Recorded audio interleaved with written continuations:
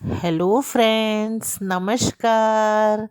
Welcome to my channel Shanti peace of mind.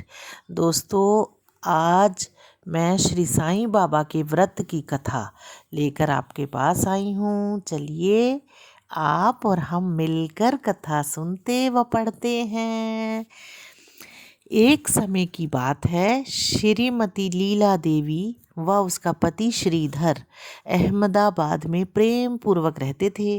अचानक समय बदला और श्रीधर को व्यवसाय में बहुत घाटा हुआ। उसकी अच्छी भली चलती हुई दुकान पर ताले डल गए, जिसकी वजह से वह घर बैठ गया। खाली बैठे बैठे उसका व्यवहार चिड़चिड़ा हो गया। वह अक्सर लीला देवी को झिड़क देता था। पड़ोसी भी उसके स्वभाव में आए हुए परिवर्तन से खिन्न रहने लगे। लीला देवी बहुत धार्मिक प्रवृत्ति की महिला थी।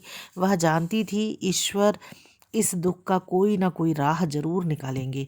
एक रोज लीला देवी के द्वार पर एक अद्भुत तेजस्वी चेहरे वाले वृद्ध साधु आए।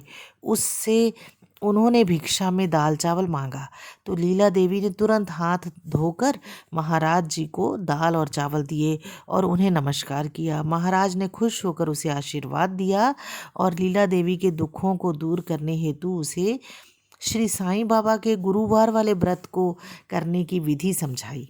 उन्होंने समझाया कि सामर्थ्य के अनुसार मानकर 5, 7, 9, 11, 21 गुरुवार तक साईं बाबा का व्रत करने और विधि से उद्यापन करने, गरीबों को भोजन कराने से उसकी मनोकामना पूर्ण होगी।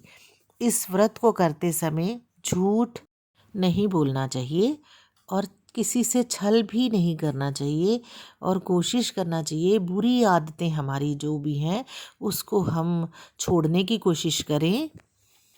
इतने सरल व्रत को सुनकर लीला देवी अत्यंत प्रसन्न हो गई और उसने अगले गुरुवार से उसने श्री साईं बाबा व्रत का पालन किया।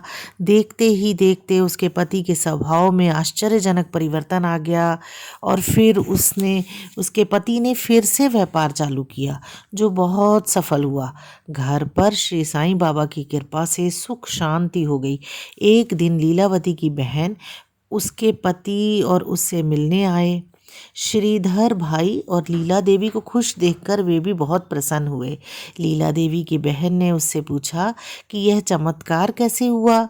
मेरे बच्चे बिल्कुल पढ़ाई नहीं करते और किसी का कहना नहीं मानते, बहुत उद्दंड होते जा रहे हैं, जिसकी वजह से सब कुछ होते हुए भी मैं सुखी नहीं हूँ। तब लीला देवी ने उसे साईं बाबा के गुरुवार के व्रत की महिमा बताई।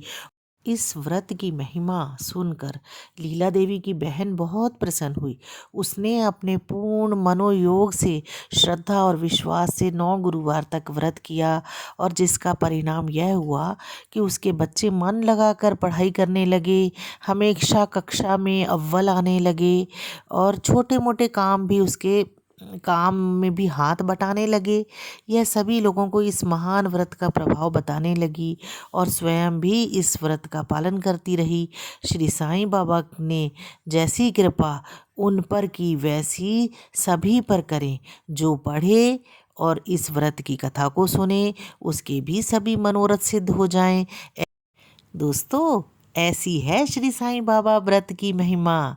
बोलो अनंत कोटि ब्रह्मांड नायक राजाधिराज योगीराज पर ब्रह्म श्री सच्चिदानंद सद्गुरु साईनाथ महाराज की जय।